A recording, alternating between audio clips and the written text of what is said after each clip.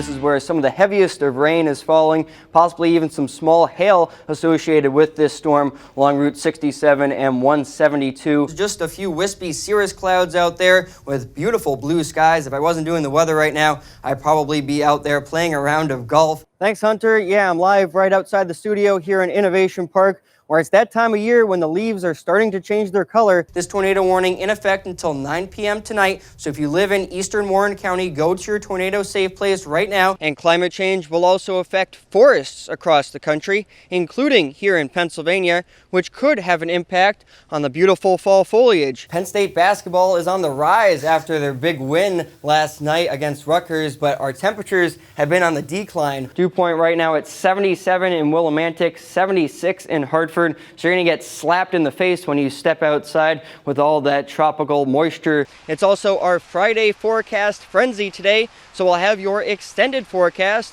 And I'm a big skier, so that's the reason why my favorite type of weather is snow. So I'm excited to see some flakes flying out there in parts of Pennsylvania today, Rob. And today I have two fun weather-related science experiments that are great for parents and kids to do at home. The entire stadium socked in a lot of fog, not a whole lot of visibility out there this morning. And this is hashtag headlines, our look at what's trending in weather and climate news. But the key is that the movement is only west-northwest at 1 mile per hour, practically stationary. On a nice day like today, I'm gonna head out for a ride.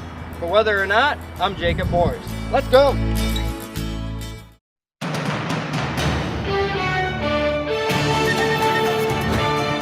Good afternoon. It started off as a pretty dreary and gray morning out there across central Pennsylvania, and still a lot of cloud cover out there across our region as you take a live look outside at Beaver Stadium. But these clouds will start to break as we head into the afternoon hours, and we'll start to see some sunshine as we head into the upcoming weekend.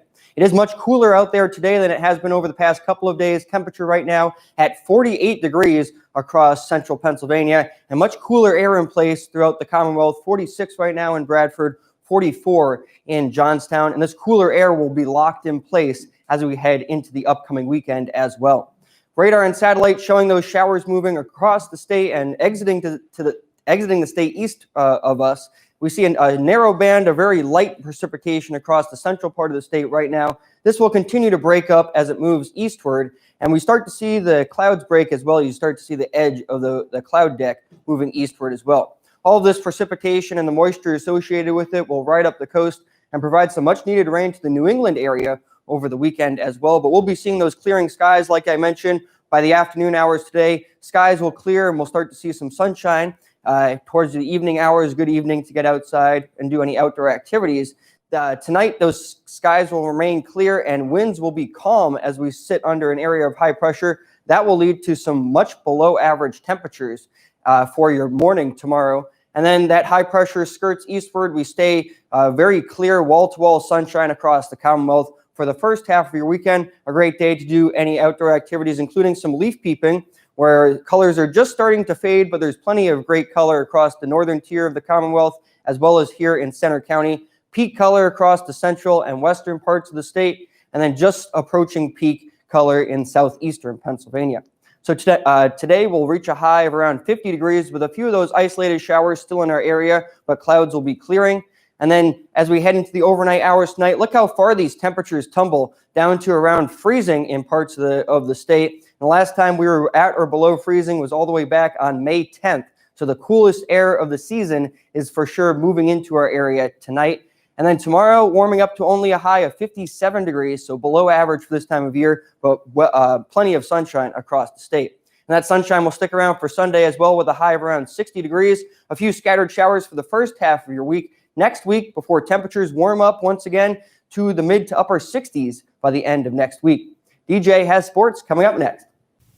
Good evening, Penn State. I'm Campus Weather Service student meteorologist Jacob Morse here with a quick update on a winter storm that's heading our way over the next couple of days. A lot of moisture is off towards our south and to our west. All of this precipitation will have to move off to the north and east and through Pennsylvania over the next couple of days. It will do so in a variety of different forms, as freezing rain, as plain old rain, and even as some snow as we head into the day on Friday.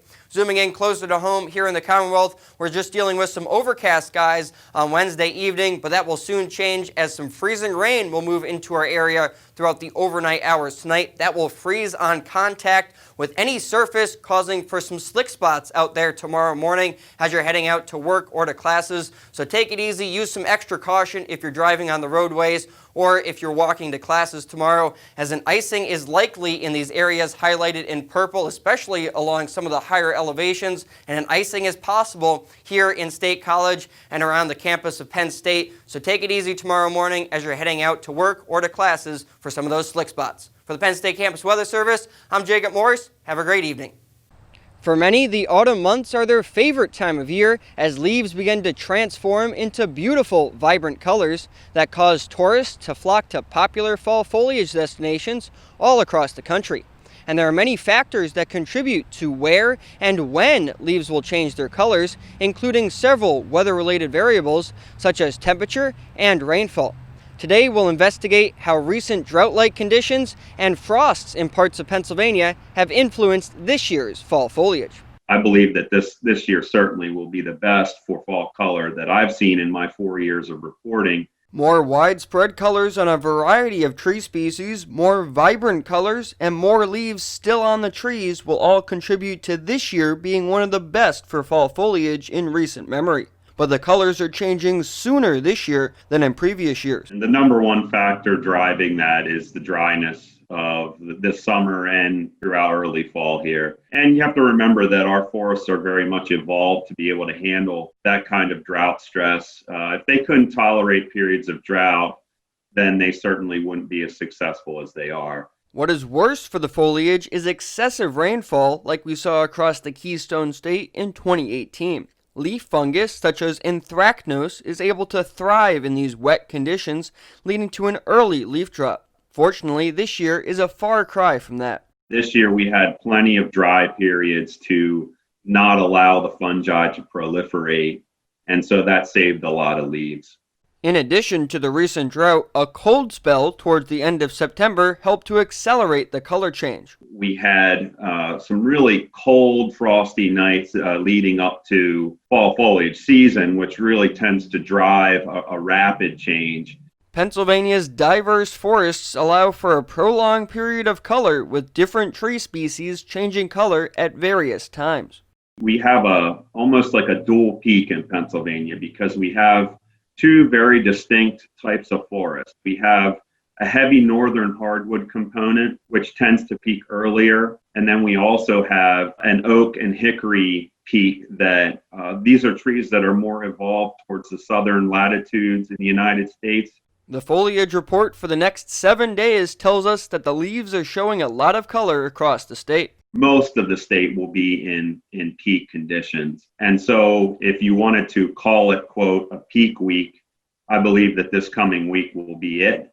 Counties ranging the whole way from the southern Poconos down through the middle Appalachians, all the way down onto the Allegheny front and the Laurel Highlands. You're going to find some fantastic foliage viewing. All of the factors that dictate fall foliage are coming together to produce some spectacular colors this autumn, and as Bill mentioned earlier in the show, the next couple of days are shaping up to be a great time to check out the foliage. For Weather World, I'm Jacob Morse.